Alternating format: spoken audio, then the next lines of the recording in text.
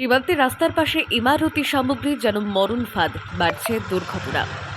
সীমান্ত এলাকার রাস্তাগুলির পাশেই যেন মরণ ফাঁদ থেকে দেখে একাধিক জায়গায় রাস্তার পাশে ছড়িয়ে ছিটিয়ে আছে ইট, বালি, সিমেন্ট সহ বিভিন্ন ইমারতির সামগ্রী।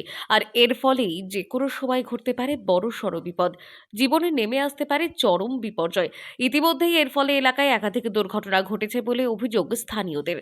উত্তর চব্বিশ পরগনার বসিরহাট মহকুমার সর্বনগর ব্লকের বিভিন্ন এলাকায় এমন ধরনের ছবি দেখা গেল।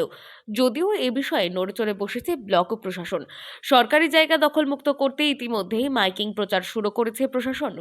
রাস্তার ধারে যে সমস্ত মালগুলো পড়ে থাকে তাতে সাধারণ পাবলিকের প্রচুর অসুবিধা হয়। যারা সাইকেলে যায় কিংবা মোটর সাইকেলে যায় তাদের প্রচুর অসুবিধা হয়। রাস্তার ধারে যারা একটা বড়ো বাস পাড়ি দিলে বালি কিংবা কাঠ কিংবা বাঁশ যে সমস্ত থাকে তাতে দেখা যাচ্ছে যে ওই ভুলক্রমে বালির উপরে দু চাকা উঠে গেল, তাতে আড়িয়ে পড়ার পরেই দেখাচ্ছে যে কিছুদিন আগে আমাদের এখানে কুণ্ডুবাড়িতে একটা ছেলে ওই রাস্তার ধারে কে কেন্দ্র করে সে মারাই গেল। বসিরহাটের স্বরূপনগর সীমান্ত রোডে মাইকিং প্রচার শুরু করেছেন। সরকারি জমি বেআইনিভাবে দখল করে ইট, বালি সহ একাধিক সামগ্রী নিয়ে বেশ কিছু অসাধু ব্যবসায়ী ব্যবসা শুরু করেছে। তার কারণে নিত্যদিন ঘটছে দুর্ঘটনা। একদিকে চরম সমস্যায় পড়তে হচ্ছে স্কুল থেকে কলেজ ছাত্রছাত্রীদের, অন্যদিকে সাধারণ মানুষের বিভিন্ন যানবাহনে যেতে দুর্ঘটনার কবলে প্রাণ হারাতে হচ্ছে। রাস্তার উভয় পাশে যেভাবে ইমারতি সামগ্রী, বিশেষ করে বালি, পাথর, ইট যেভাবে রাখা হয় বেমানানভাবে, তাতে যে কোনো মুহূর্তে বড় ধরনের দুর্ঘটনা, বিশেষ করে মরণ ফাঁদ তো পাতাই আছে, এবং জনজীবনের যে কোনো মুহূর্তে বড় ধরনের দুর্ঘটনা এবং সেখান থেকে মৃত্যু ঘটনা ঘটতে পারে। সেই খবর বারবার প্রশাসনের কাছে আসে।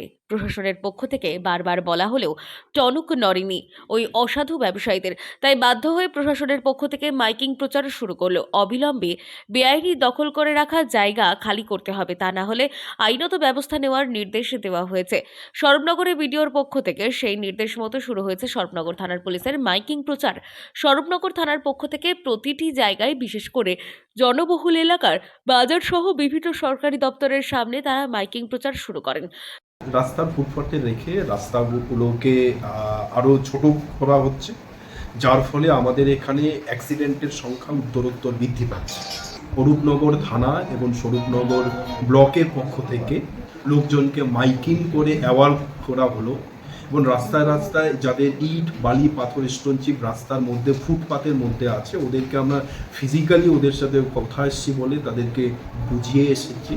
ওরা আগামী 48 ঘন্টার মধ্যে প্রত্যেকেই তাদের নিজ নিজ রাস্তার পাশে যা কিছু আছে, ইট, বালি, পাথর, সিমেন্ট যা কিছু আছে, তারা যাতে 48 ঘন্টার মধ্যে সরিয়ে নেয়। বিশেষ করে যেসব রাস্তার ধারে সরকারি জমি দখল করে অবৈধভাবে ইমারতির জিনিস, ইট, বালি, পাথর, সিমেন্ট সহ একাধিক বাড়ি তৈরি করার জিনিসপত্র ফেলে বেআইনিভাবে রাখা হয়েছে, ফলে দুর্ঘটনা বাড়ছে, সমস্যায় পড়তে হয় নিত্যযাত্রীদের।